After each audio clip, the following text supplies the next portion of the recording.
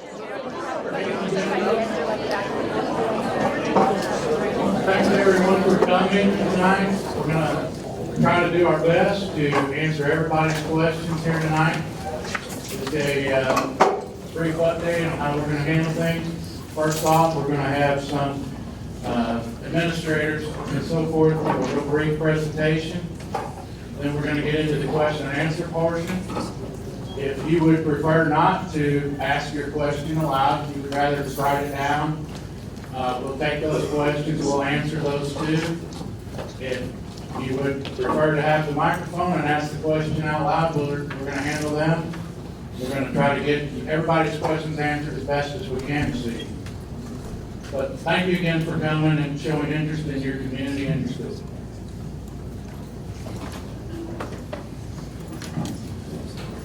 Good evening. Thank you for joining us. As President Dominic explained, if you have a question during the presentation or anything afterwards, please write that down on a Post-it note.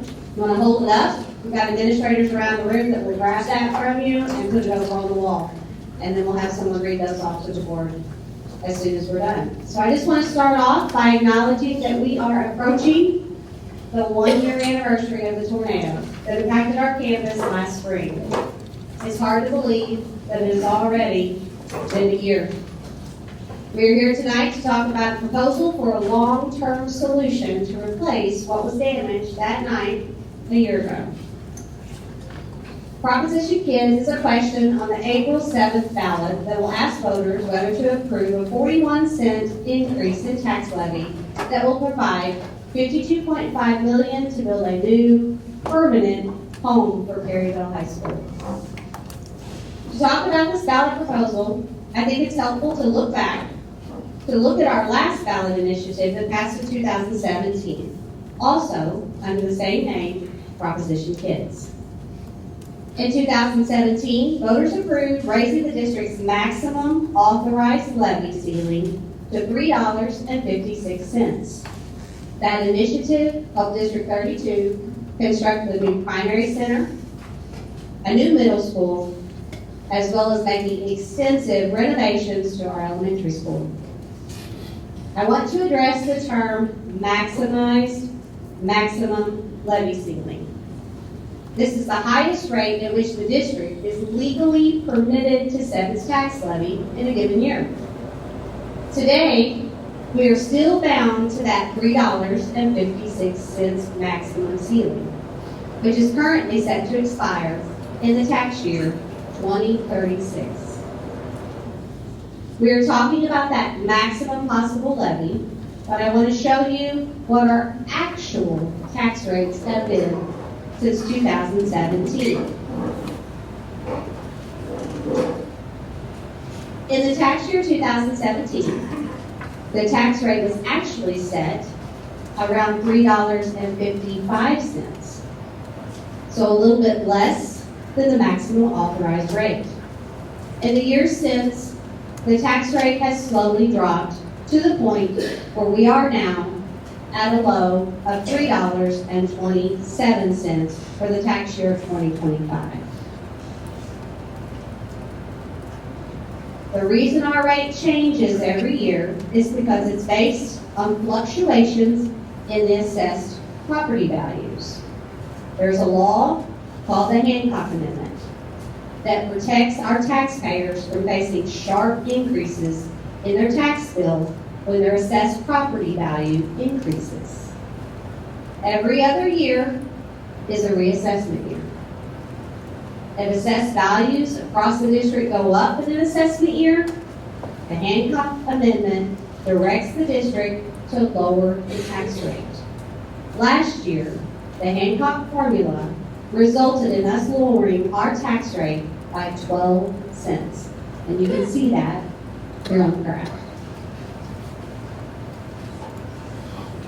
If Prop K.I.D.S passes on April 7th, the maximum levy ceiling will raise to $3.69. So that is just under 13 cents, and the sunset date will be extended 9 years to 2045.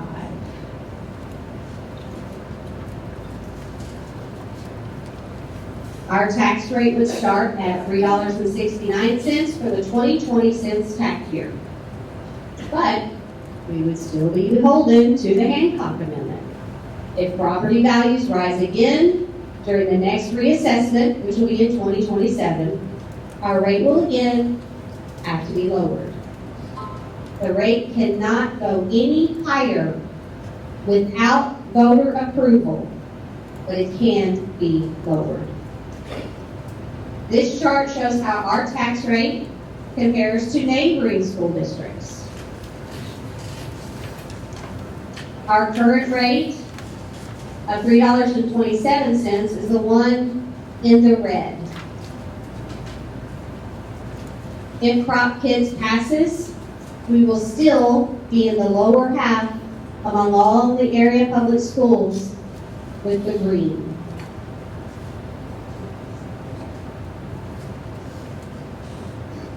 A common question that we have heard from people is how much their taxes will increase if Prop K.I.D.S passes.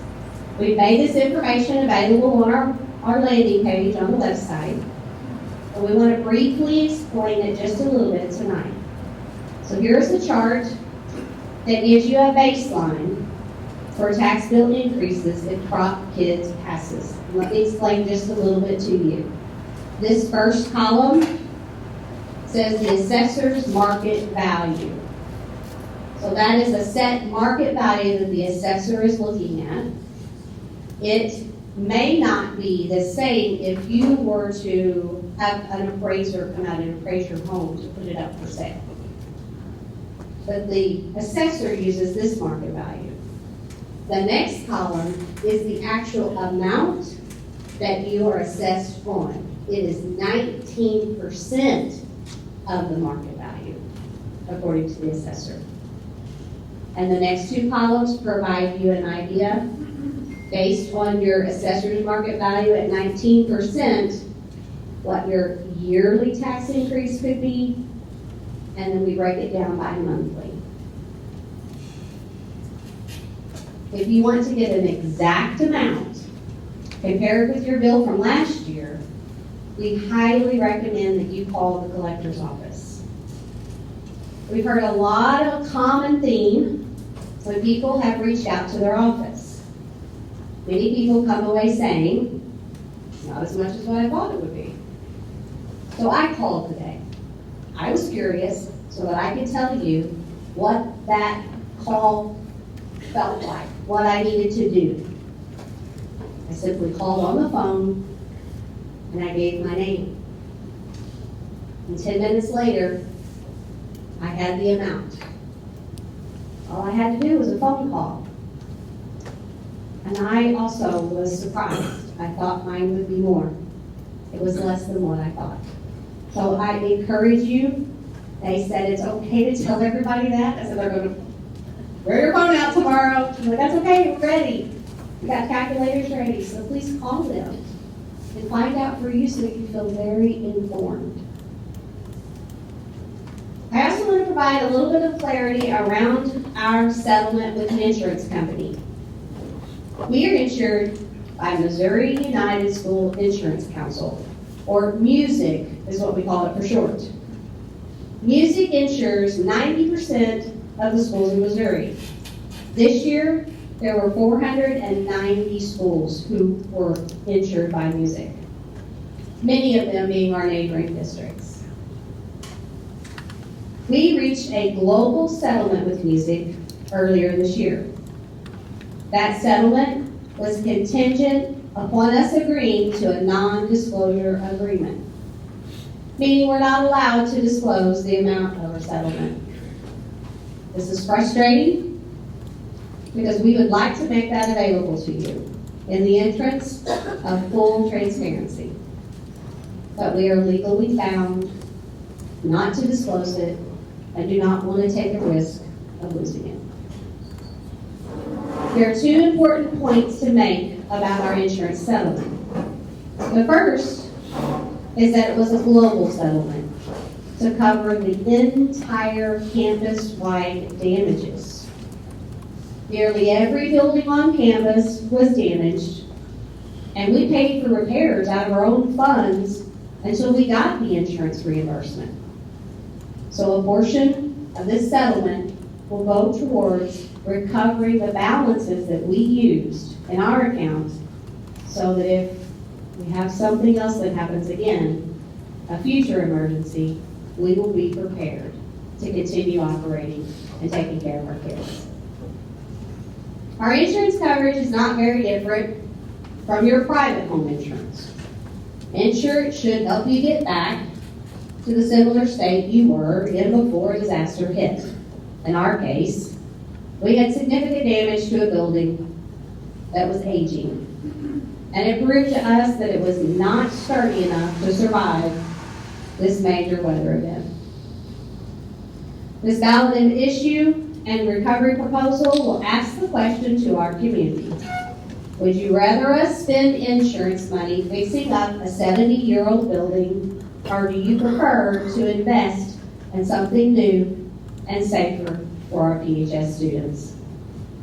If we take what's left of the insurance money and put it back to how it was, we still need to find a way to bring that building up to modern building codes.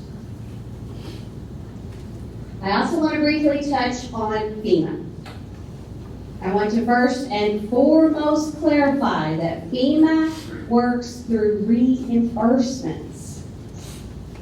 If we receive any support from FEMA, it won't be until we have completed a project. We have an active application for disaster relief assistance, and we have an ongoing contact with FEMA over the last year, of which they have shut down now twice in this year. Most recently, we are pushing 4 weeks. We call every day.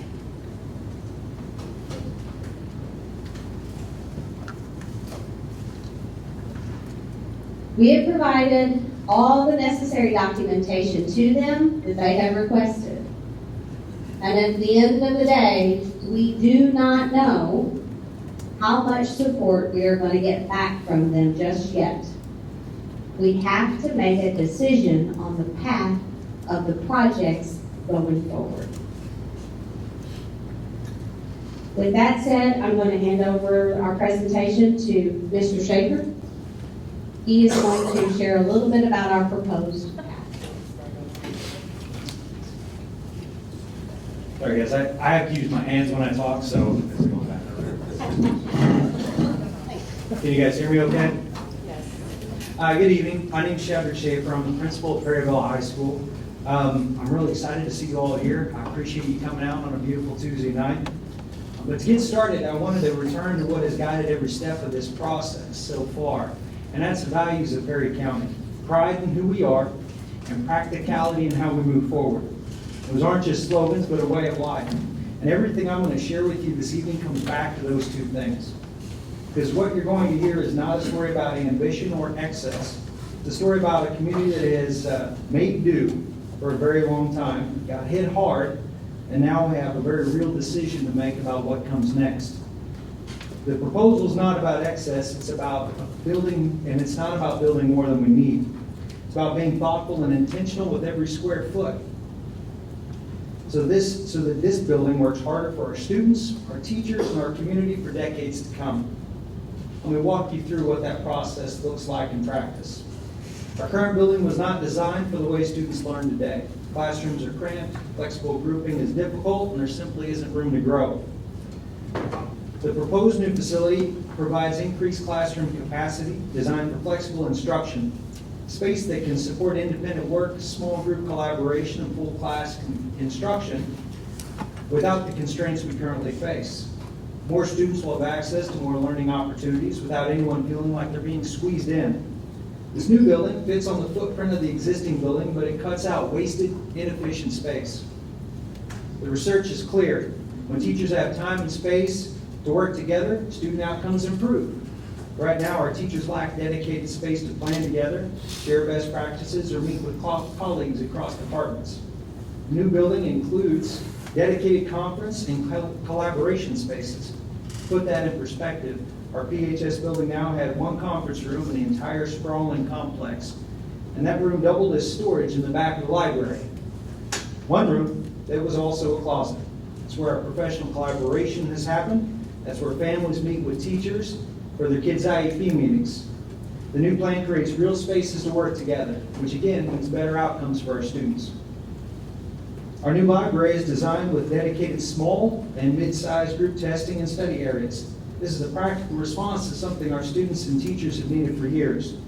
Whether it's a student who needs a quiet space to make up a test, a small group working on a project, or a group that needs a breakout area, the new library will be able to serve all of those needs at once without disrupting each other and without using the hallway floors.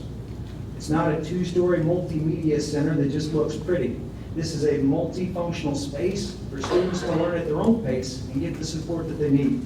That's not excess, that's efficiency. That is a well-organized facility replacing a patchwork of workarounds. And if we're really honest, for a very long time, good enough has been a guiding principle at PHS, and I mean that with respect. But my staff has gotten very, very good at coming up with patches and workarounds to make do. We've become experts at it.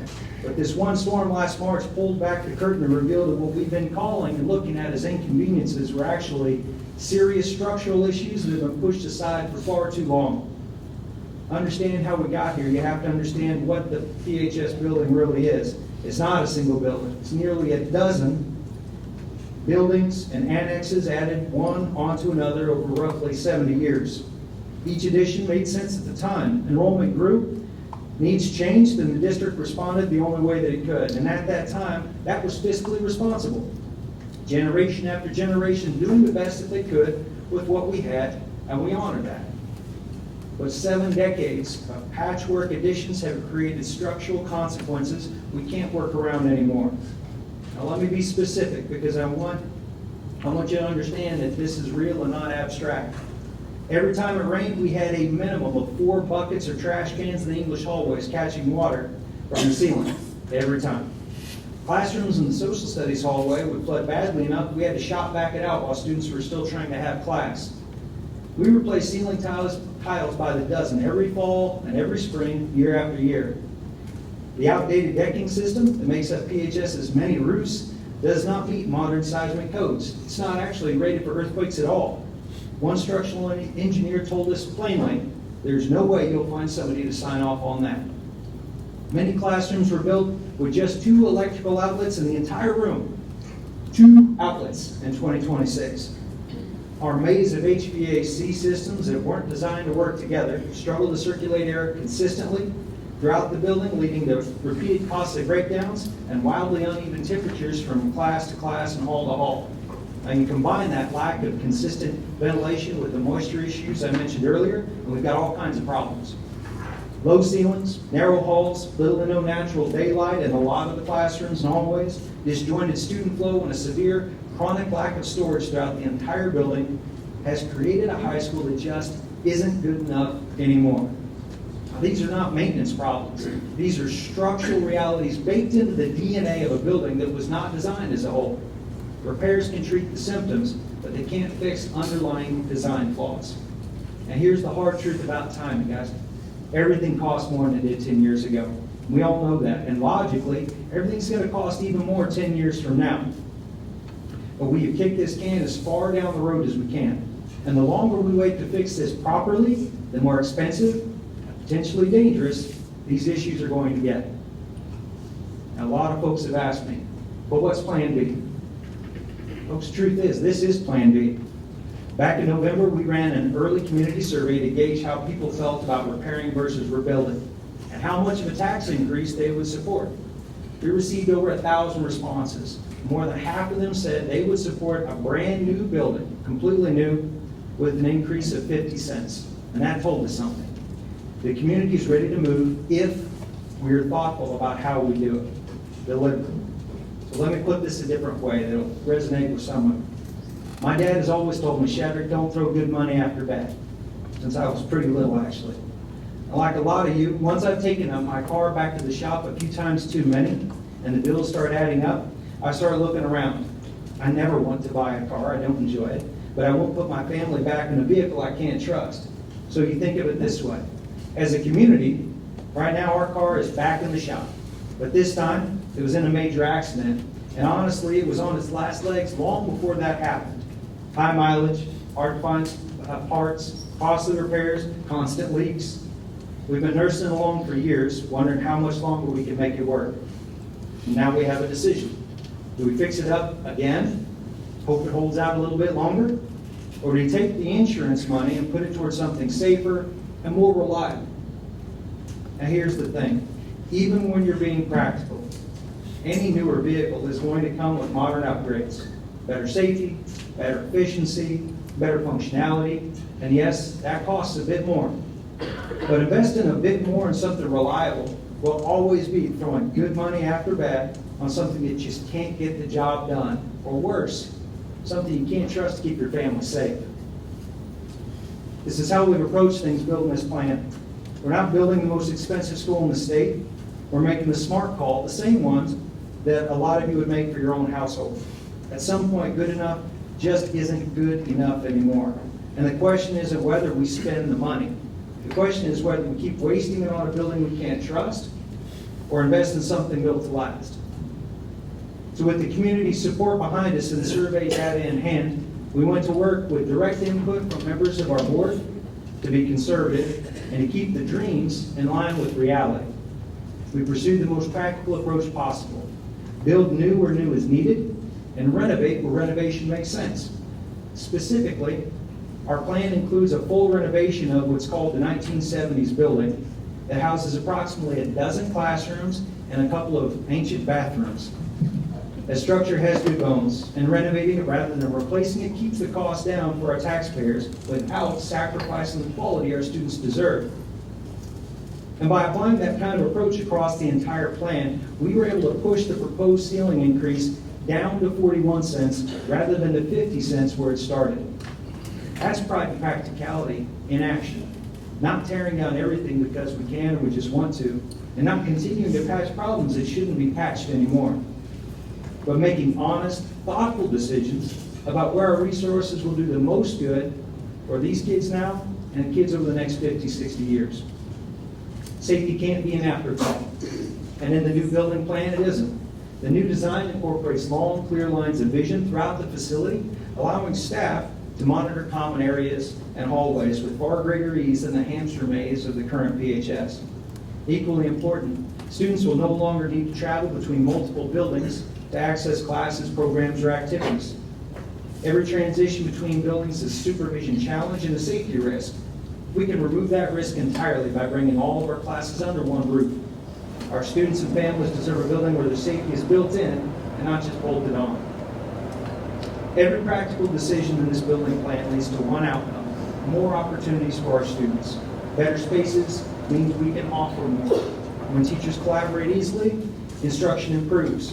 When students have the right environment, whether they love music or math, history or robotics, science or theater, English or entrepreneurship, they can pursue those passions and opportunities right here in Perry County without limitations. This matters deeply to me. I've been a citizen of Perry County for 20 years, and for 17 of those, I've been a member of this PHS family. I've seen firsthand the resilience of this community, the commitment of its families, and the belief that our children deserve the best we can provide. This proposal reflects that belief. It's purposeful, it's practical, and it's built around what our community actually needs.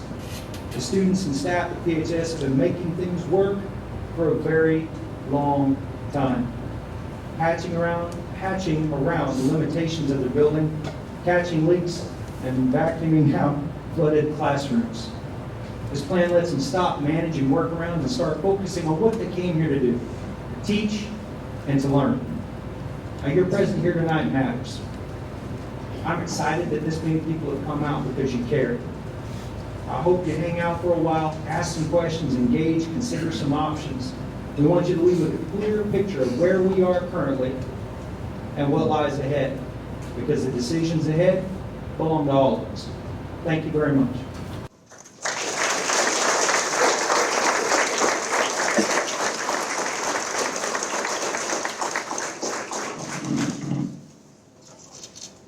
Good evening, everyone. My name is Justin Dreyer. I'm the District Athletic Director and Assistant Principal at the high school.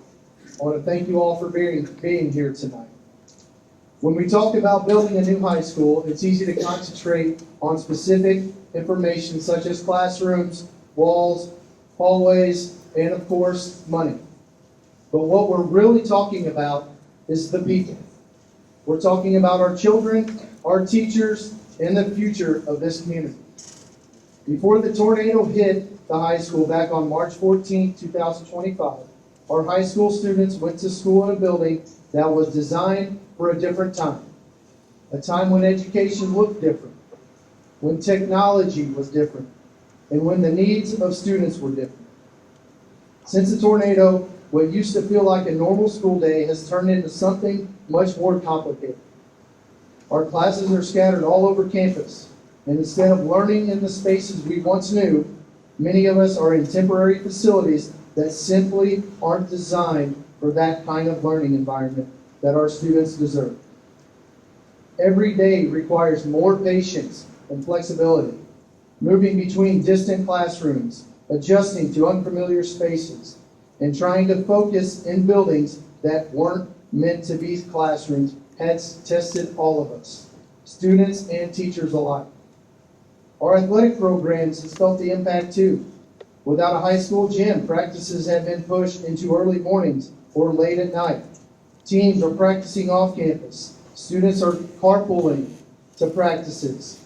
Coaches are dragging equipment back and forth daily. We have had to move home games to away games, and we lack something as simple as storage.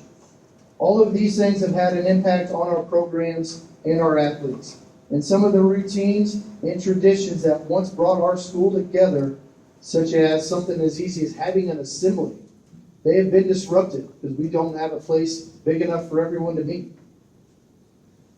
I do want to add, while we're talking about sports, I do want to add that we're very grateful for the Perry Park Center, who opened their doors for us this year and allowed us to utilize their facilities for practices and games throughout the volleyball season and basketball season. But that is not our home. For us, the Park Center is another temporary solution. Our student athletes deserve and need a permanent home here on campus. A home that not only opens the doors for our students, but for all the student athletes from this community. Our gym has students from this community in and out of that gym every single day. We talk about multi-use facilities. Some of you may not know this. The last basketball game ever played at the old high school gym, we hosted a sectional game last year for the St. Vincent girls a week before the tornado hit. That was the last game in our high school gym. The St. Vincent girls left today for another state run. They left for the Final Four. They practiced in our middle school gym here on Sunday and yesterday before leaving today for the state tournament. And we wish them good luck. We host all of the PBA practices in our gyms for all ages. We host youth academies practices in our gyms. And there are numerous other community uses that our high school gym serves. One of the hardest parts of all of this has been the loss of normalcy. School is supposed to be a place where we feel grounded, where our routines help us learn, grow, and connect with each other. When that's taken away, it affects more than schedules. It affects our sense of community and our sense of belonging. Yet even through these hardships, our school has continued to show resilience. Students keep showing up. Teachers keep finding ways to teach and inspire. Teams keep practicing. And our community keeps supporting one another. The buildings may be different right now, and the routines may feel unfamiliar, but the spirit of our school is still here. And that spirit is what will carry us forward until the day we can truly call our school whole again. Since 2017, our community has invested in beautiful, modern K-8 buildings. If you walk into those buildings, you see bright classrooms, flexible learning spaces, technology built for today's learning, and environments designed around students. Our youngest learners are walking into these buildings every day And it's telling them that you matter, your future matters, and we believe in you. But when those same students reach high school, currently they walk into a building that simply can't offer the same opportunities that they've had in K-8. This is about bringing our high school up to the same standard we've already set for the rest of our district. It means finishing the promise we've made to our students that every child at every stage of their education deserves the best we can provide. This decision is not about the current high school students. It's about the students who will walk through those doors next year, 5 years from now, 20 years from now, and even 40 years from now. The high school we are proposing will serve this community for the next 50 years and longer. Think about that. That's 50 graduations, 50 years of Friday night lights, 50 years of theater performances, band concerts, band competitions, choir concerts, friendships, and 50 years of futures being launched. Some of the students who will benefit from this school haven't even been born yet. But this decision we are discussing here tonight will shape their opportunities. That's the kind of responsibility our community has always stepped up to meet. The generations before us built the schools we inherited. They invested in facilities they themselves may have never used because they believed in leaving something better behind. Now it's our turn. We have the opportunity to build a high school that reflects the pride we have in our students, a school that supports the whole student, a school that stands alongside our new K-8 buildings as a part of a unified vision for education in our community. Most importantly, we have the opportunity to every current and future Perryville High School student to say, we see you, we believe in you, and we're willing to invest in your future. These new facilities are not about building something flashy. It's about making a smart, practical investment in facilities that meets today's needs while focusing on tomorrow's growth. It's about giving every student the space and opportunities they deserve, and it's about creating a school that serves and represents this community well. As educators, we see the potential in our students every single day. We see future engineers, teachers, farmers, business owners, nurses, and community leaders sitting in our classrooms and running on our fields. Our job is to give them the tools and learning environment they need to reach that potential. An investment in our schools is an investment in our children. And an investment in our children is an investment in the future of our entire community. Thank you for your time tonight, and thank you for your continued support for our students.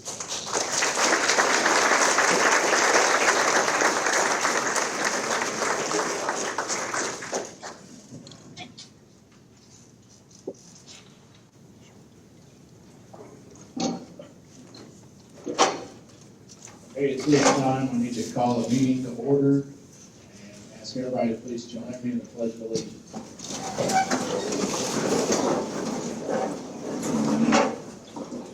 To the flag of the United States of America and to the republic for which it stands, one nation, under God, indivisible, with liberty and justice for all.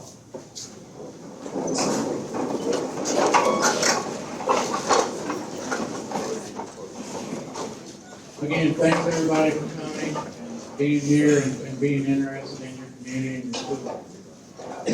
So at this point, the point of our meeting here is to take questions and try to get some answers out there. Hopefully we can answer them all.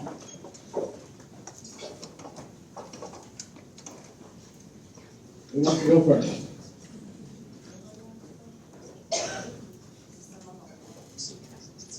Can everybody hear me? Hi, good evening. My name is Lisa Martin, and I am one of the assistant principals at the high school. I will be reading these questions, and our board members will be answering them. While I'm going over the questions and they're being answered, you can certainly come and add more. Once we've gone through all the questions, if you have more after that, you can still ask them. Okay, I'll start with facilities. First question is, if it doesn't pass, will SPED and ART still be separate? She hit me with a hard one the first time. That's not one we've talked about. Plan B is obviously still up in the air. The board has spent a lot of time on Plan A because the urgency of this matter, we didn't have a lot of time to look at Plan B. In the temporary, yeah, SPED and ART would be separate, but I think that an underlying answer is the day after the election, there will be a board meeting, there will be a spot on the agenda for this, and it will be a hot topic if we have to figure out what to do as Plan B.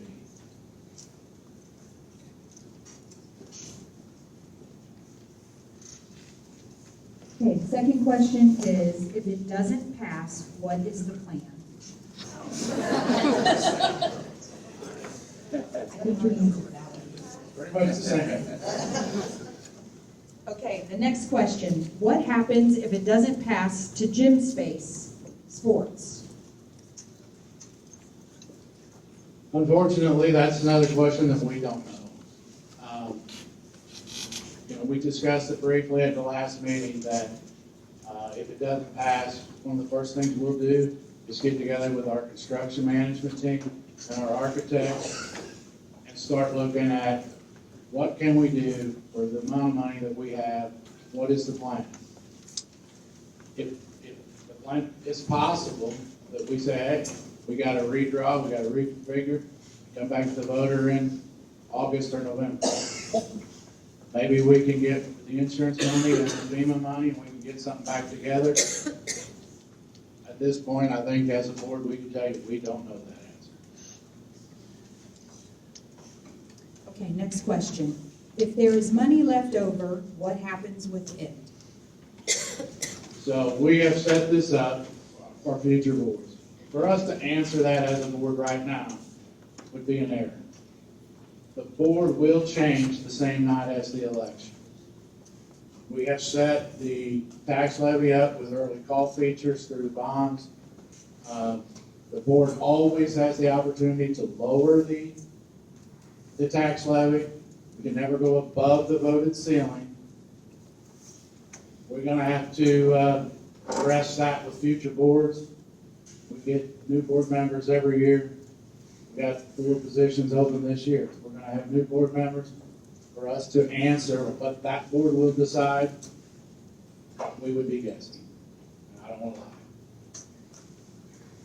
Okay, next question. How come we can't just fix the damage? We looked at this. We've sat in a lot of meetings. We've talked to architects. We've talked to Mike Wright with Raymond James with us here tonight. We've talked a lot about financing and other options. The issue is kind of what they said earlier. If we take the insurance money and we repair this building, we have a repaired old building, and we're likely going to, in the very near future, have to come to the public and say, hey, our high school's outdated, it's time to replace it. But now that insurance money's already spent and gone, so it's going to create a larger burden for the taxpayer at that time. Okay, under financial questions. Rumors of mismanaged funds from last levy. What was accomplished with last tax increase? So we built a primary school, remodeled the elementary, and we built a middle school. The way I looked at it on the ballot, we pretty much checked all the boxes from the last tax levy. Next question. Will the FEMA reimbursement be put towards the loan? Again, that's a similar question. We have set it up that it can be. For us board members here to answer that right now, we're going to get new board members in April, the same night as the election. That's going to be up to the board decision at that point. Our meetings are open to the public every second Wednesday of the month. Next question. What other funding, if any, is available other than insurance and FEMA? For us, it's strictly insurance, FEMA, and taxes. That's how we're funded. Next question.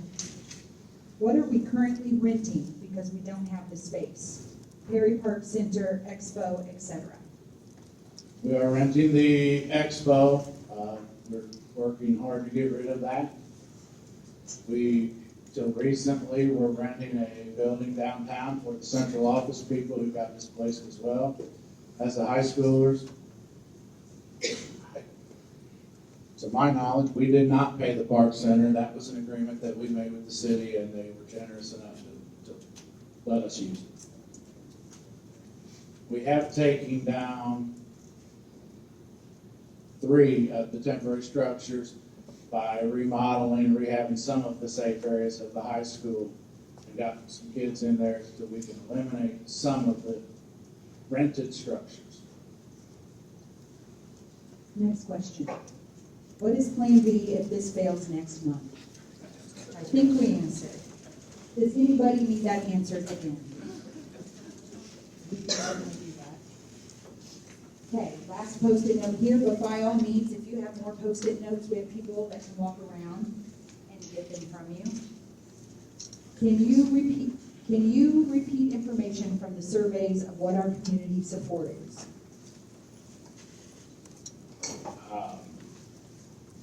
Yes, that survey information is available. I don't have it right here in front of me. I know that 52% of the people that filled out that survey supported a 49% tax levy to build the new school.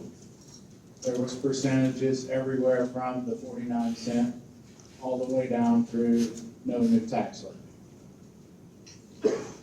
But the majority of the people were in support of it, and we've made the decision to present it to the voters. They're coming in now. Okay, will the 41-cent increase be added with the 33 to 35-cent tax already in place? Will they both last 20 years or part be 30 years? So I'm pretty sure I'm going to answer this, but then I'm going to look for Mike's head nod to make sure that I got it all correct. Current Prop K.I.D.S will be replaced by the new Prop K.I.D.S. The 41 cents will go on top of the levy right now. And it will, that levy will, the 35 cent Prop K.I.D.S will not expire in 35, it will now go to 2046.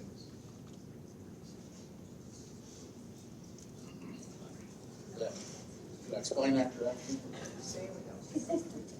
Everything you said was correct, except I would just add that the sunset, the sunset amount in 2046 will be 41 cents. So none of the levy goes away. It's all needed to pay the debt service over the next 20 years.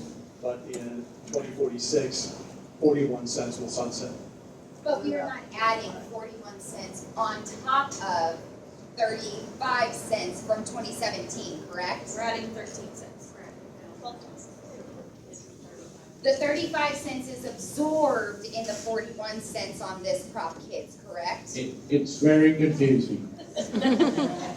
If we read the ballot language that's actually on the ballot, what we're voting on is an approved maximum tax ceiling. Because of the Hancock Amendment, the tax ceiling that we were approved, we're not getting that anymore. We're down to $3.27. We're asking for the new ceiling, which adds 41 cents to it. I'm sure you can shape this a lot of ways as far as are we adding 41 cents to 35. The important thing is we're changing the ceiling, if approved, and extending the sunset for another 20 years. And just for everybody's information, Mike Wright is our representative through Raymond James. He's a former superintendent, so he understands school finances, and now he works with school districts to help them figure out finances and ways to fund things. So that's why I referred to Mike. They provided the bond counsel to help us write the language, et cetera. Can I clarify maybe a little bit more? Absolutely. No, I can talk about it.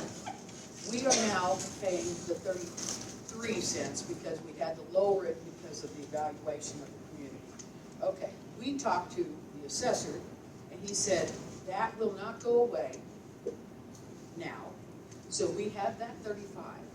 In addition, we will be paying another 41. So. No, just 30. No, it's Well, 41, that's what he 35. told me, so I don't know what you want to, It's so maybe he's changed his mind, but he didn't know, he called us back and told us that the 41 cents is on top. And so that's why we were concerned, and not only that, but it's all gonna be put together. So for the next 20 years, like this, the 41 cents, it would go away in 20 years. But we've already paid 10 on that 35, and then it gets added on, so it will go another 20 years. It's all gonna be together. Now, that's what we were told, and that's why my son and I have disagreements about some of this stuff. And we just wanna know, because we went to find out what our taxes would increase, our own personal taxes. And it was not just the 41 cents. So, I don't know. Let me see if I can clear this up. And it is complicated because of the Hancock Amendment. In 2017, you approved a 35-cent tax levy increase to fund Prop K.I.D.S, the first one. And it's true, that levy is not going away. It is now only 32.25 cents. And it will continue to go down, as you saw the chart earlier, over the next 20 years. The 41-cent tax levy increase is on top of that. So your levy will go from where it is right now to 32764 approximately to the 368 that's proposed. Okay, so that is an accurate statement. In tax year 2046, it will be reduced by 41 cents at that time, and that reduction will take you back to a level comparable to where you were prior to the 2017 Prop K.I.D.S increase. Okay? Does that make sense? So both tax levies will stay intact, and they will need to be that way to service the debt. How did it go below our tax in 2017? Didn't you have the 35 cents that led on in 2017? And then you had 41, you're saying it was 35. But where is the 35 then? The 35 has been already eroded by the Hancock Amendment and will continue to be eroded by the Hancock Amendment over the next 20 years. So basically, the way we set this up is that we're asking for your tax levy or for your ceiling to go up 41 cents, and then letting that sunset in 2046 to get you back to pre-2017 levels. And what allows you to do that is the Hancock reductions that have happened up until now and the ones that will continue to happen in the coming years. And just for clarification. In 2016, our tax levy was 3.21 something, correct? Yes, and this would, And we're currently at 3.27, so we're only 6 cents above what we were in 16? that's correct. Okay. But we still have a portion of your levy, like when we're levying this temporary levy, it really comes in all as operating levy. Okay, so the debt service is still being paid and didn't change, but your tax revenue did and your tax levy did. Okay, so the way this is set up is to return you to pre-2017 levels.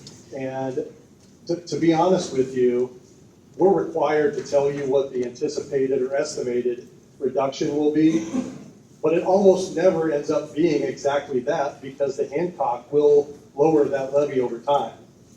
So, for example, if the Prop K.I.D.S, the first Prop K.I.D.S levy were to sunset this year, it would actually only sunset by 3.225, okay, which is lower than what was on the ballot in 2017. There's no way for us to accurately predict what exactly that levy will be in the sunset year, 20 years in the future. Could I add one more thing? Okay. We were also told that as of this year, our assessment went up. So every other year, your assessment's gonna go up. So even if it says 41 cents, you're gonna be spending more because your material, what you have is gonna cost more. So every other year, your taxes will be going up because they evaluate what you own. So, there you And the go. Hancock bill brings it back down. Yes, so during the reassessment years and your assessed valuation goes up, that's when the Hancock Amendment kicks in, and it limits your increase in taxes that year to 5% or the CPI or rate of inflation. So if the inflation rate is 3% and your taxes are only scheduled to go up 3%, they will go up 3%. If they're scheduled to go up 6 or 8%, it will be limited to 5%.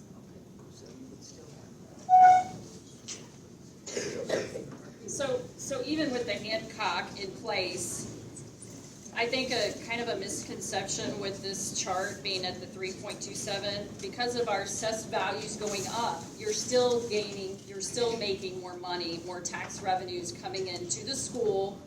And when I looked back 10 years ago, 2015, to now, it was $9.4 million being taken in 2015 and 14.6 in 2025. So that is a $5 million increase from that time till now. That's 10 years, $5 million increase of money. So I just want to know if the school district can tighten its budget like our families have done in the community.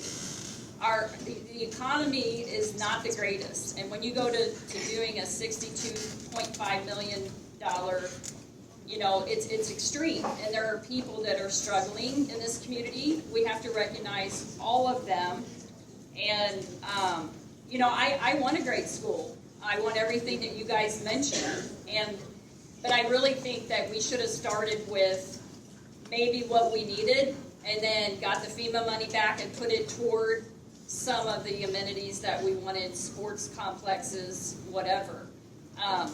My question is, how much of the $62.5 million is going toward academic purposes? And how much is going to be used for extracurricular? I mean, because in 2017, we had 3 projects, and we did all that in $30 million. And I feel like this is twice as much, but we're only doing a high school. So I don't know where this is all, where's the money? We have to remember that after COVID, or like during COVID, the price of everything for everyone skyrocketed.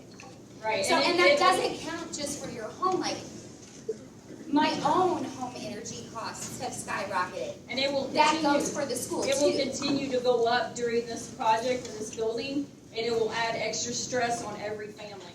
So I am being very conservative when I say we should do it in phases and ask for the money as we go to watch the community and how it affects every family. It's important. I mean, that is my view, and I get why you would want to do this in one project because it saves money. But when you're putting pressure on each family, It just said it saves money. but you can't stress people out of their homes. But I can't have my highness over to Absolutely, there are people hurting in this community already. Ma'am, I can tell you, ma'am, We are the Hey, excuse me, please. Let's try to stay under control. I want to try to answer your first question. Can you repeat it so that I can be silent? Well, first of all, I want to know how much of the total project you're projecting is $62.5 million. And that's including the $10 million in the insurance, correct? We don't have an insurance total yet. So what, I have a list of 100 questions. As far as the question of how much of that 62 million is in educational spaces. Yes. I'll have to get back to you if you're talking about actual classrooms, but, Classroom learning spaces. in our, we have PE in our gyms. We have, in our multipurpose center, performing arts center, will be a band room, a choir room. There'll be a lot of education spaces outside. I mean, of course, the gym will be used for basketball and volleyball, but it will also help PE. And other classrooms. Can I walk around the, so that, people aren't even hearing the question in the back, so tell me where to put it. This is so everyone can hear, because people aren't hearing the questions. So next question, I'll bring you the microphone. Oh, I'm sorry, wait up there, sorry.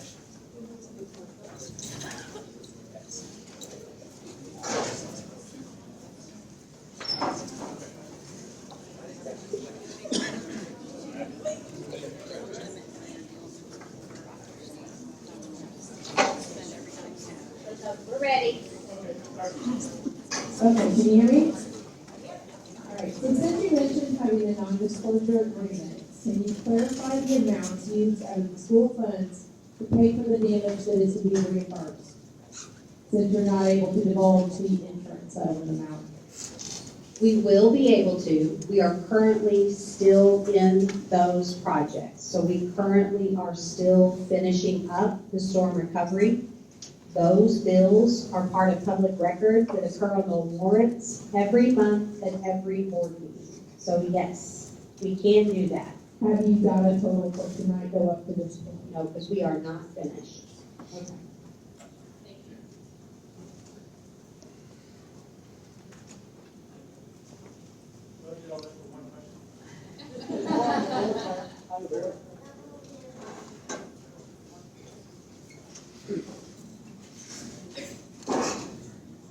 So, the lady over there asked about what the cost, out of 62 billion, how much of that was going to be used on a football stadium or sports complex or whatever? There is no money scheduled to be put into the football stadium from this.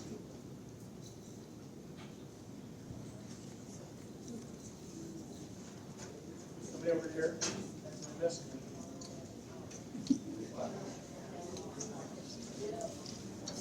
Are we guaranteed money from FEMA at all? At this point, we are not guaranteed any money from FEMA. We have been approved. The governor declared it an emergency, which opens us up for the FEMA money. We have submitted projects. We've worked with a company to help us submit these projects. With FEMA closures, we can't even get in the portal to see whether anything's been accepted, much less approved. Is the FEMA money on the whole project, or is it on multiple smaller projects? If approved. I think there's a total of about 20-something projects that we've submitted. We're trying to get every penny out of FEMA we can, because that's tax money that we've paid in, and we're now in an emergency, so let's get it back here and try to get as much as we can.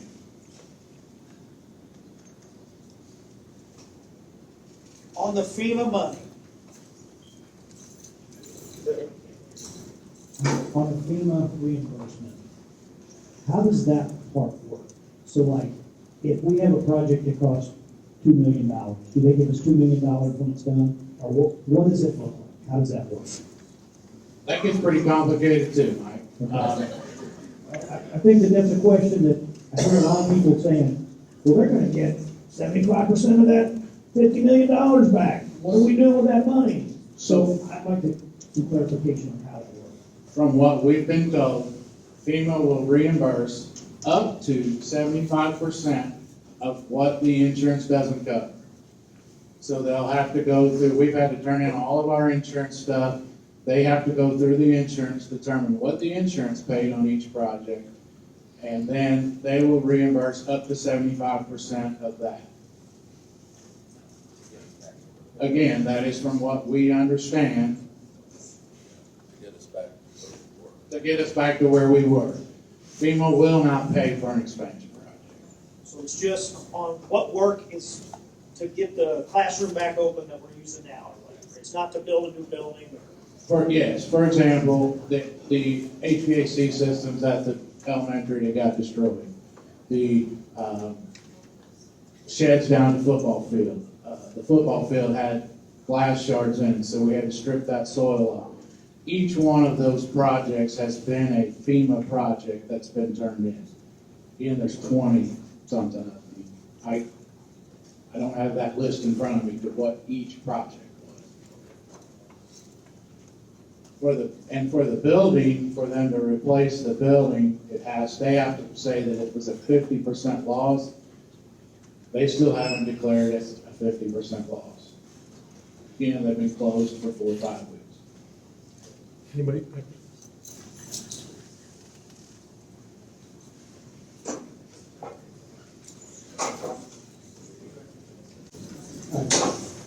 What I'd like to know is a little bit off, along this topic, because my brain works a little different. How much square space, what square footage do we lose, are we giving up? And how much are we gaining with the project that we're looking at? How many classrooms that we lost are considered replacing, and how many are we gaining over that? What is the difference in size of the classroom? Basically what I'm saying is how much bang for the buck are we really talking? We talk all these numbers, but that doesn't give us the reality of the footprint.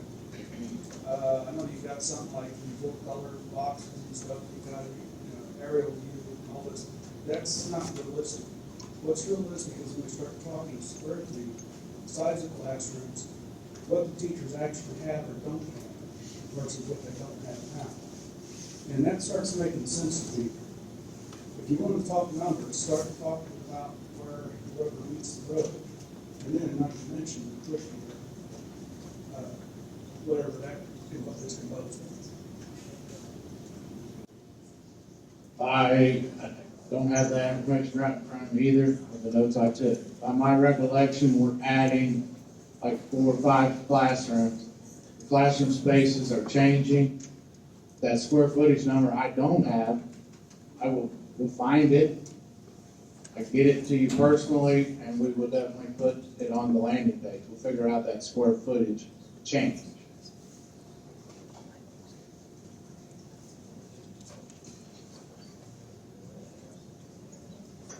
I have one more for now. And it kind of takes off from his question.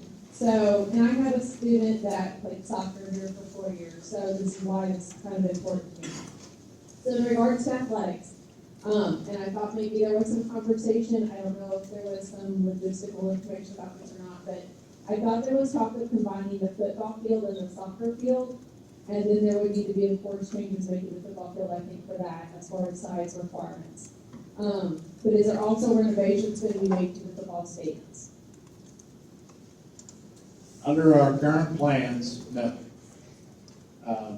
That was kind of part of the 49% bigger renovation was expanding the football field to include soccer and replacing all the bleachers, but we were hearing a lot of kickback about that, and we took it out of the plan. How compliant ADA-wise or anything out of the football stadium? I feel like that would be something that definitely would need to be looked at.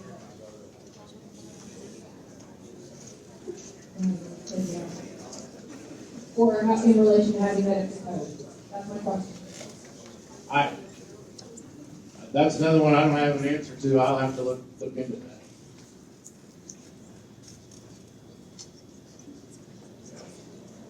Right over there, the piece of paper.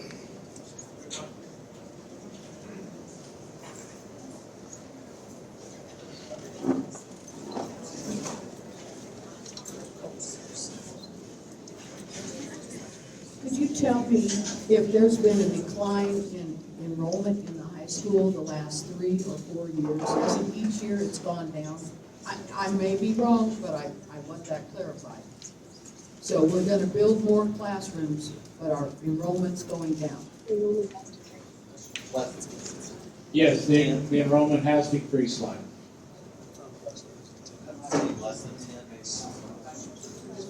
Less than 10% is what. But you're bringing the classrooms that aren't in the building over into the building. The art, the SPED, those classrooms aren't currently in the high school, so those we'll be bringing over into there. Okay, next question. Can you not sign and guarantee us now that FEMA funds will go toward the loan?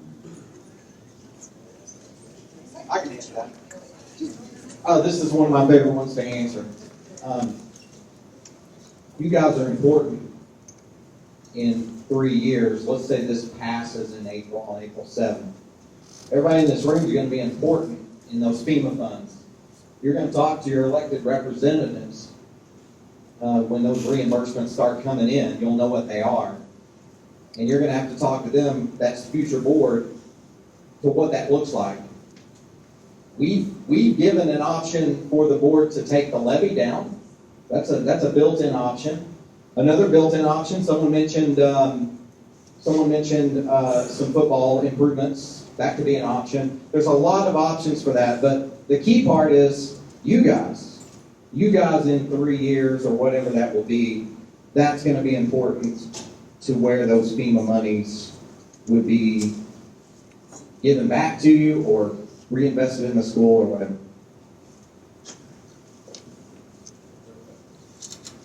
Mike, can I get clarification though from you? If let's just say we get a lump sum and we pay it toward the tax, we don't lower the tax levy, you just shorten the term. You can't lower the tax. You would do it through the call feature? Yes, the total tax burden would lower, and you can lower the tax levy.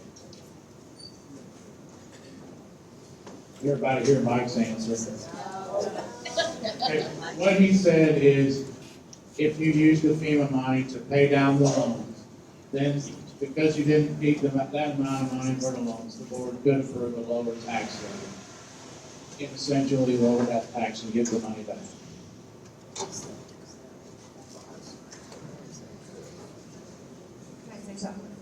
Okay, so I know we're talking a lot about money, guys, but it really does boil down to the kids. And if you are a teacher, you know students, it affects the kids. And that's what it really boils down to. I am a teacher, and from my perspective, I've seen a lot of change. Our board, our administration has done a very good job about tweaking as much stuff as we can to make what we have work. Last year, when we came back after the tornado, we had high schoolers in our elementary building. Can you actually think about being in that building, a high schooler and a third grader in the same building? Same hallways. Same hallways, same everything. Not the same time, the bathrooms. But the reality of that is real. If this doesn't pass, we could be going back to that. Not only is that the reality of them being in that building, but how far are they walking all the way up there? In the rain, in the snow.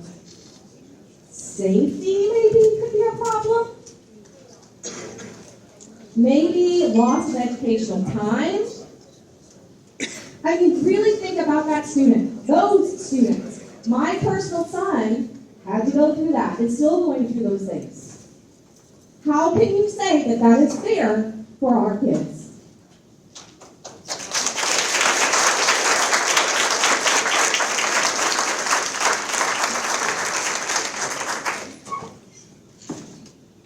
Okay, next question. If not passed, cannot we pare down some of these ideas to accommodate a smaller increase?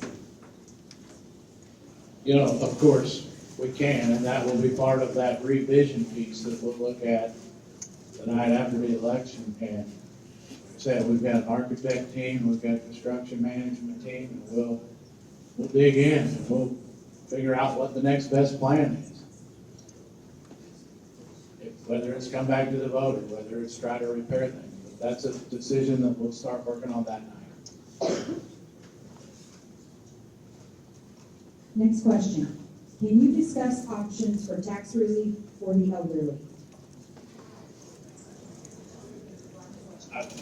That's on the ballot as well, guys. That's your decision to make. It's a tax freeze for the senior citizen. We have actually talked to the collector to try to understand what that impact is to this tax. Because if the senior tax freeze happens, that means the school is going to receive less money. And it will stair step. It may only be a small amount that first year, but every year that the reassessment hits and that freeze locks them in, that is money that we will not get as the school. When we figured this tax levy, we figured a 3% level of inflation to determine how much money we would have to pay that off. Will that tax freeze affect us?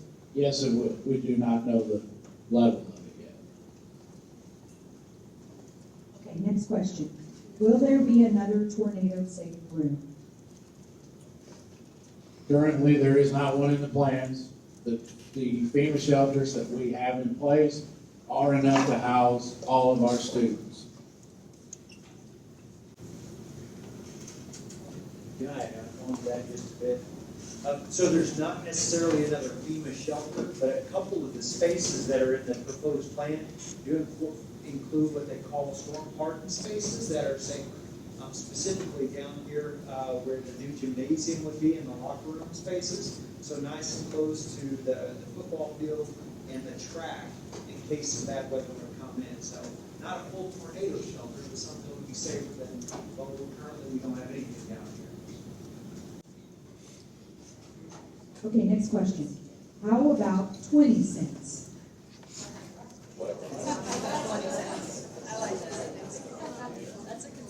Unfortunately, we've already got this one on the ballot. We got to decide this one first.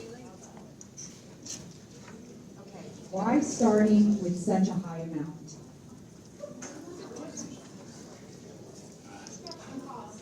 Hard question to answer, but this is what, when the board looked around and we looked at lots of options, this is what we voted on and decided to do.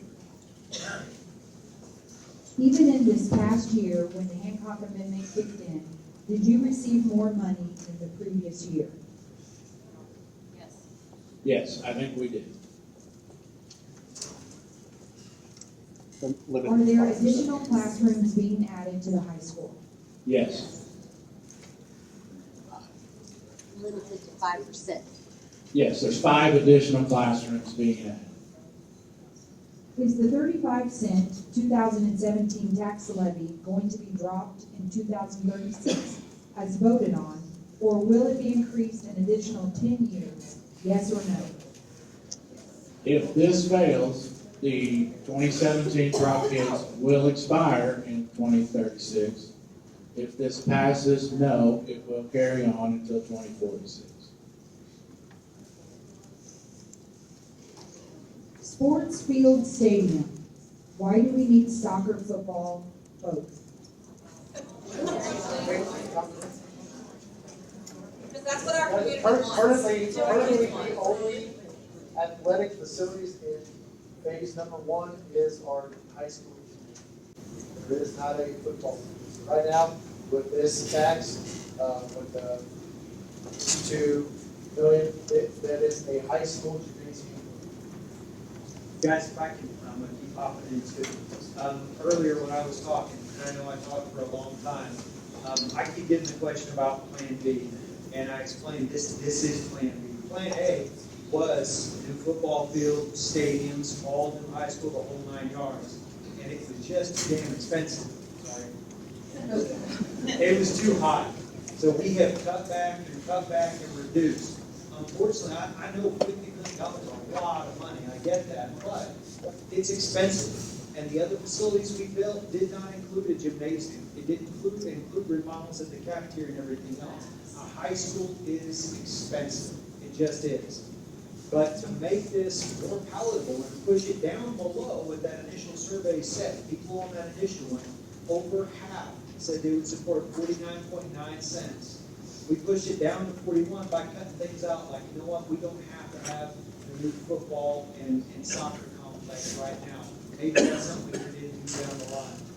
But we have to address a facility that has far outlived what it should have. This is an opportunity.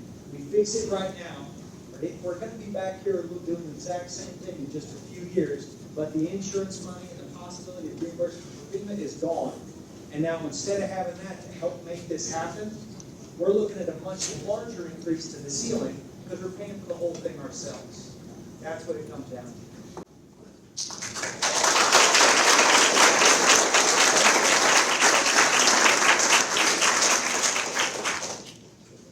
Okay, next question. Can you compare expenses increase to the increase in tax levy received? Comparing expense increases to the tax levy increase, I would certainly have to do some reporting on that. I don't have that with me. Understand the question. So you're asking, or whoever's asking, that we've generated more revenue because of increased assessments. Can we match that to increased expenses, being possibly teacher salaries or electric or water? I'll give an example of that. This most recent year, which was the rollback year, and it comes out in the paper, it gets posted everywhere, the tax levy information, and part of that chart will tell you the estimated increase in revenue. And you can find that on one of those lines. And that amount is based on 100% tax collection. That's if everybody pays their taxes. So we do not have 100% tax collection. So this past year, that amount was $900,000. We didn't have 100% tax collection. But an example of an expense for you all, out of a lot of expenses, our salary, retirement, and benefit increase for employees was approximately $1 million more than the prior years. So there's your $900,000. The 324 employees that work here every day got a raise. And it wasn't one that was significant. But that's where some of that money, there's an example of where that money goes. I would love to share with you all, I don't have it in front of me either, but the utility bills, the insurance premium, the cost of supplies, I can go on and on. So, but the employee is almost a match to what was on that line. Watch for that in the paper. Watch for that amount. You can see what our projected revenue increase will be. Okay, next question. Are we still looking at a metal building now? We are looking at a metal building now. Kind of a twofold thing. It will allow us to put some classrooms up faster than we could do a brick school building, helping us to get out of the temporary structure, the expo that's over there that we're renting. In the end, we'll get to keep the metal building and we can repurpose that for things that we need around the district. We have talked about a multitude of options for that building, and there has been no official decision what its final purpose would be, but it would be something that we would own instead of rent, and it would be safer for the kids in any kind of a winter or summer event, windstorm, whatever. Be much cheaper to heat and cool. So we've, as a board, decided to put up a metal structure to get out of the current expo, and then we can repurpose it in the future. Okay, next question. What happens when AI takes over the teachers' jobs? I think that'll be a discussion at a future board meeting.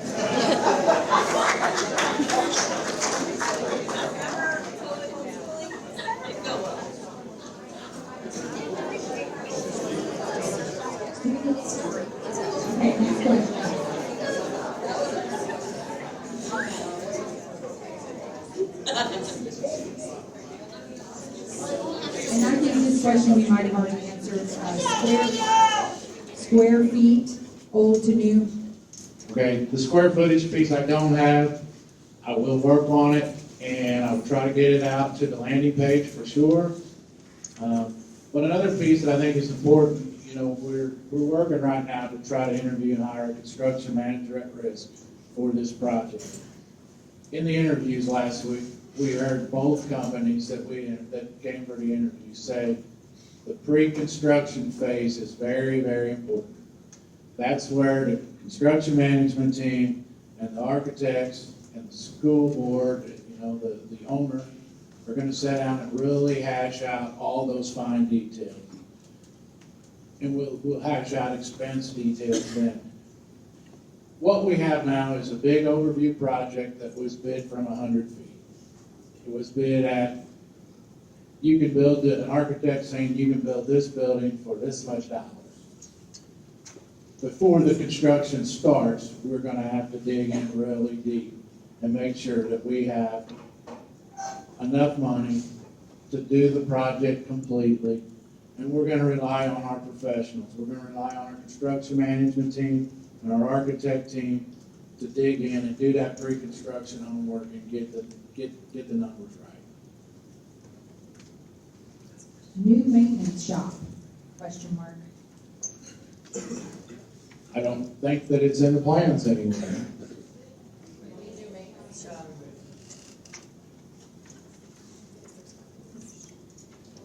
think this might be my last posted note, more coming in. If you have any. Maybe I just verified their question. The maintenance facility that was destroyed in the tornado, we have no plans to put that back up. We have relocated maintenance down to, for most of you will understand, the barn, the old 5th grade center, and we've made that their new home. Okay, next question. Is anything structurally wrong with the gym to where we cannot save it?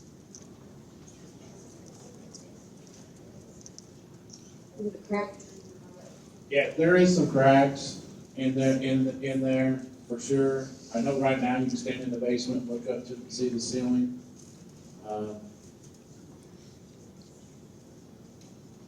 There's definitely structural damage. Okay, next question. How many classrooms will be housed in the metal building?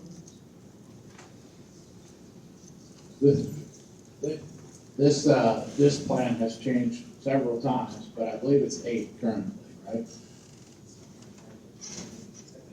Yes. Yeah, I think the current plan is 8 classrooms in the metal building. We're looking at 11,000 square feet in that building. Okay, and last posted for now. How many years until completion of the high school is done? Current plan is 2029, correct? Yes, the current plan, it will be ready to completely finish in 29.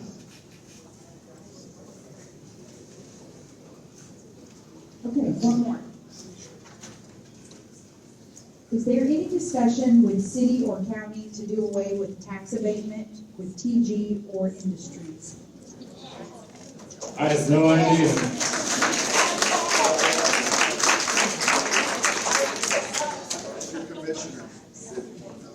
That's going to be a commissioner question, I think, because we didn't do that.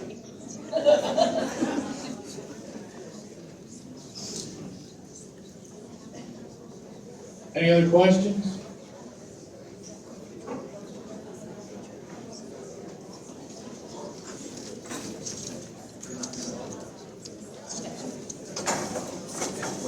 Question is really for the community and the members in here. How many people who are against Prop K.I.D.S were in the high school 1 to 2 years before the tornado hit? Because I'm going to tell you, I did not hit that high school. I did not go to high school here. My daughter hit that school, and I walked into that room in that high school. I was embarrassed. I'm the site safety engineer at a company. The amount of items that Mr. Shafer has said that has been patched, glued, tried to be put together, it's horrendous, right? It is a time. This has been enough. The tornado took away good enough. Right? It is a time to improve. Construction costs, we all know, have gone up probably 30 to 50%. Right? You can see it on how homes that were built before COVID and after COVID. You can Google it on AI too, right? AI is going to take over education. It's not. It's going to help. Right? We have to come together as a community to help our kids. Have the spaces that they can grow, have the spaces that they can learn in, have the spaces that they can not only get educational, the extracurriculars, and the items that build the character in our kids and the future of our community. So I ask you, make sure you understand what that building looked like before the tornado and what it looks like afterwards. Make sure you understand what we're asking our kids to be in every day. Making sure that my daughter has to walk in 15-degree weather between every single class of her schedule. Every class of her schedule. In the rain, in the snow, and in the heat. You know what? And our kids do it because they are resilient, but they're doing it because we're making them have to do it. If we do not pass this, what's the next one? Oh, we're going to wait till August, we're going to wait till November, we're going to wait till another year. Friday the 13th is 1 year. 1 year that devastated our community. And guess what? We are a community that should be coming together and helping each other. This is the time to do it. Time's now.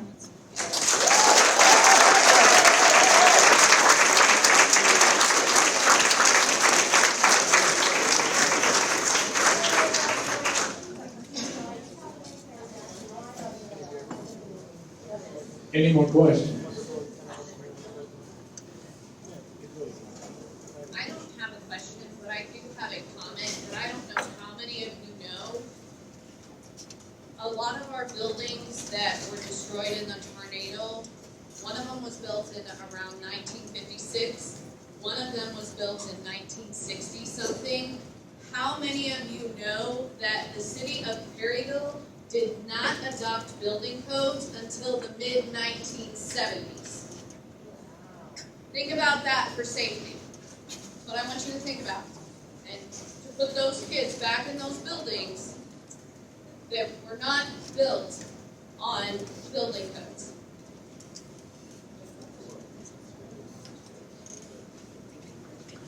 I'd just like to say one more thing. Listening to all this, I'm just looking around the room, and one person, come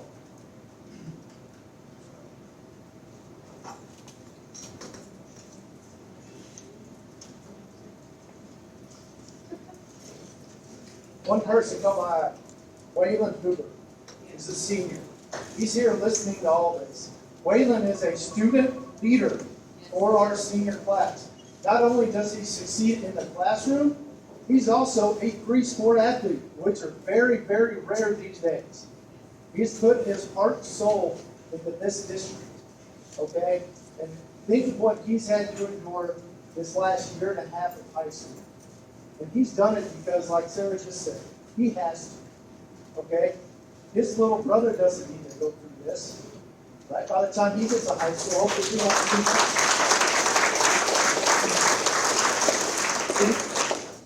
In my speech, I touched about, we could sit here and we could talk about hallways, classrooms, square footage, all of that stuff. He's what matters.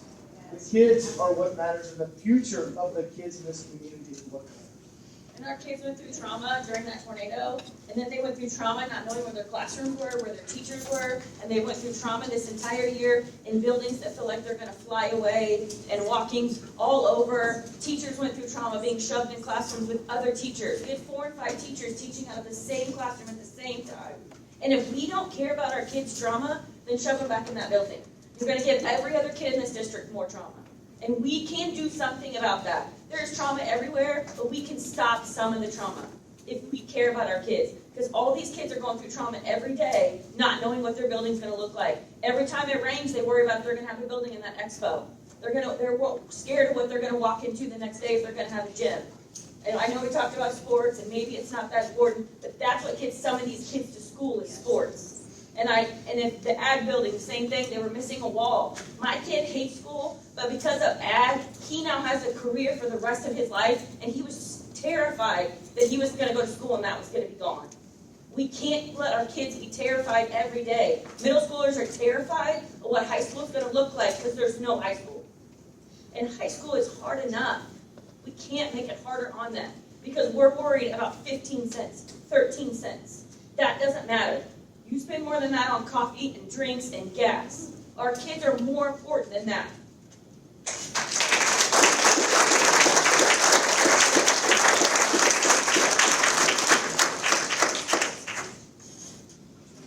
Okay, is there any last questions, or we'll close the meeting? Once the meeting's closed, we'll stick around. If you've got something else you'd like to ask on a private note, that's fine. But again, thank you all for coming out. Any final questions? I have one. I just want to say, I am not opposed to doing better with the school at all. But I have kids that go to the school, my husband went to the school, my kids went to the school. I think it's important. What I want you all to do is go out in the community and explain it to those people that don't feel like they can afford to do this. So you go out. These people that are here today are all pro. We need to get people to, you guys, go out and talk to them. And, you know, so that it can pass. And if it can't pass, if there's too many, and, you know, we have people from other schools that don't think this is, anyway, and there's elderly people that feel like they can't afford it. So go talk to them. And if this doesn't pass, by all means, get together, find something that they really, really, you know, get the school. The performing arts, I'd love to see it, but we don't need it now. Some of this stuff, we don't need it now. And I'm glad that you've pared it down. Like you said, the soccer field and the football field and all that stuff. Because we went to that meeting and all this was going to be wonderful. But there are a lot of people that don't feel like they can afford to do this. So go talk to them and let's get it done.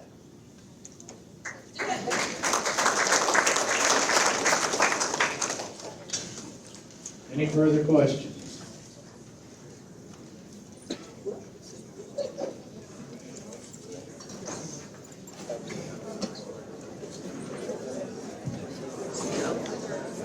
I'd like to thank the board for being here tonight.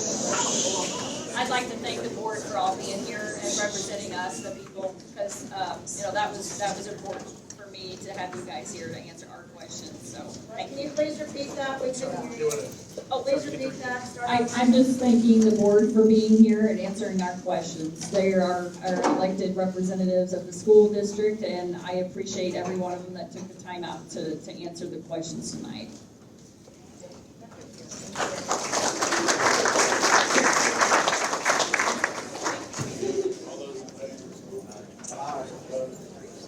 We've adjourned our meeting at this point.